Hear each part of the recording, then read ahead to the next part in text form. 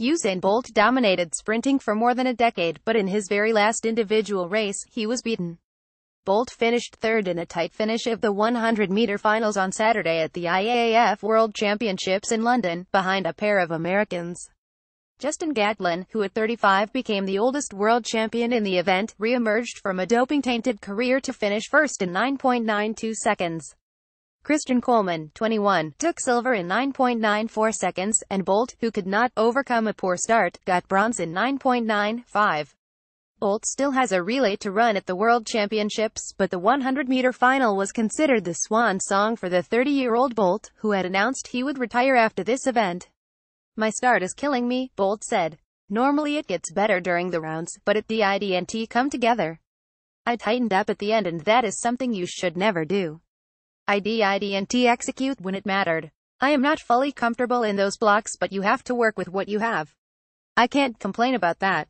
While the fans cheered Bolt during introductions for the race, they booed Gatlin, who has been suspended twice for doping. "It's not about the crowd," Gatlin said. "I tuned it out through the rounds and stayed the course." Gatlin was the 2004 Olympic 100-meter champion, but had been beaten by Bolt in the Olympics in 2008, 2012 and 2016. Bolt had also captured gold in the 100 in the World Championships in 2009, 2013 and 2015. He was disqualified in the finals of the 2011 100-meter finals for a false start. But Gatlin turned it around in his final competition against Bolt. "It's just so surreal right now," Gatlin said. "It is Bolt's last race. It is an amazing occasion.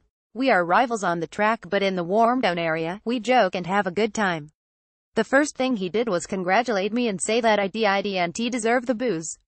He is an inspiration." After beating Bolt, Gatlin bowed down to the star Jamaican, and two embraced. Gatlin is a great competitor," Bolt said. "You have to be at your best against him.